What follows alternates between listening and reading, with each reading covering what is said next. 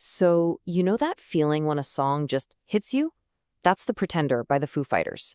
Today, we're going to tear it down piece by piece. Because behind that massive wall of sound, there's a whole story. It's basically a 4-act play about rebellion. And what's wild is, it doesn't start with a scream.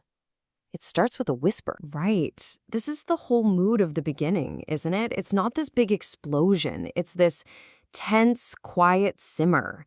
It's like the song is pulling you into this world that feels totally controlled, totally suppressed. You know, a place that's just about to crack open. You can almost feel that unease building up right before that first guitar chord just smashes in. So this brings us to Act 1 of our story. Let's call it Keeping You in the Dark. This is the setup, the status quo, a world that's built on, well, control and a whole lot of deception. And the song wastes no time. The very first lines lay it all out. You've got two key players here. There's you, the person being controlled, and then there's this mysterious, all-powerful they. And right away, the main theme just clicks into place, right? There's a hidden truth. They are deliberately keeping you from seeing something, and their whole power structure, it's all built on this big act. And check this out. Here's the power dynamic just laid bare. On one side, you have the pretenders. They're spinning their infinity, they're keeping all the secrets. And on the other side, there's you, the one being controlled. And how are you described? Just another soul for sale. I mean, wow.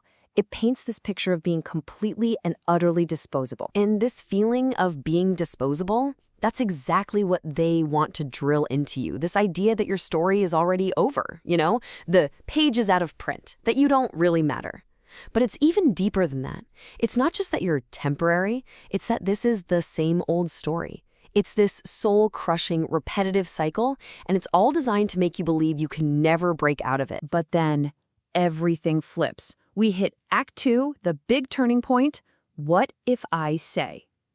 This is that exact moment where all that quiet, simmering acceptance just completely shatters and explodes into defiant questioning. And this is the very first crack in their wall of control.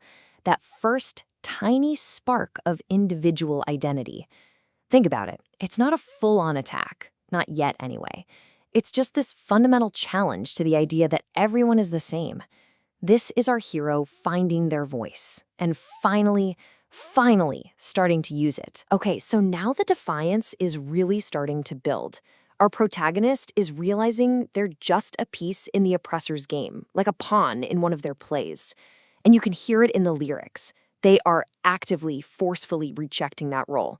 The question gets way more direct, way more personal. And all of this questioning, it's all been leading up to this.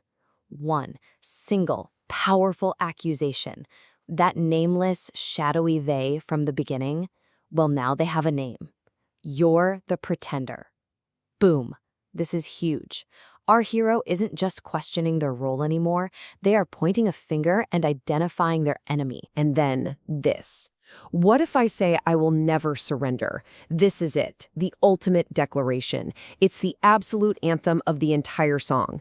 And notice what happened there. It's not even a question anymore. It's a vow. It's a promise of eternal, unending resistance. After this line is screamed, the whole power dynamic is just shattered forever.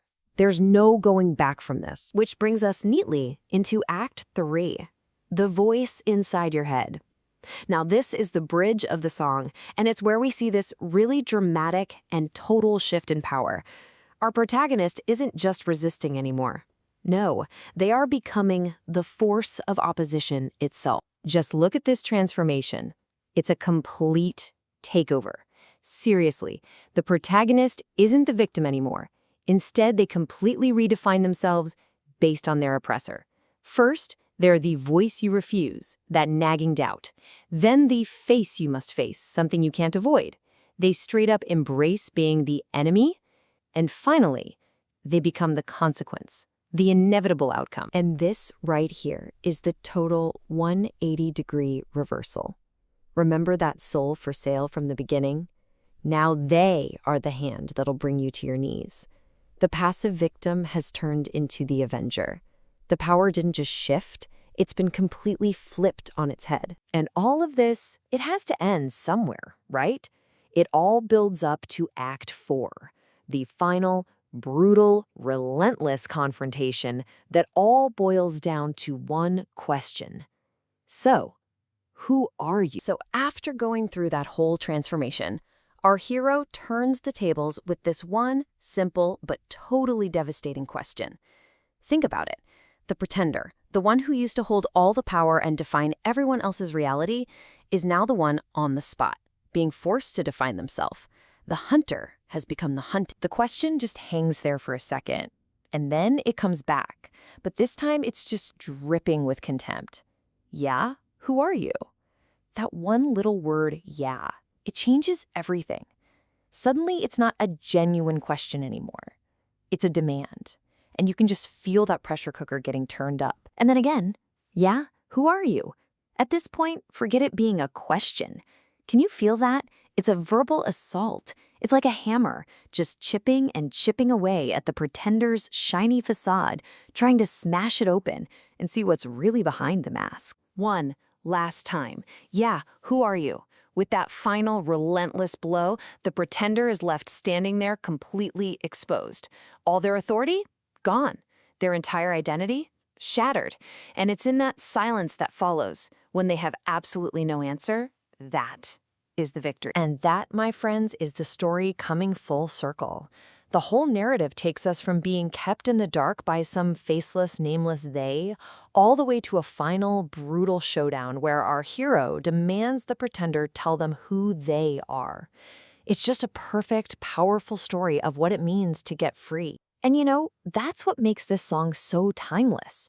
It's a true anthem for anyone who has ever felt controlled by anything, a system, an idea, maybe even another person.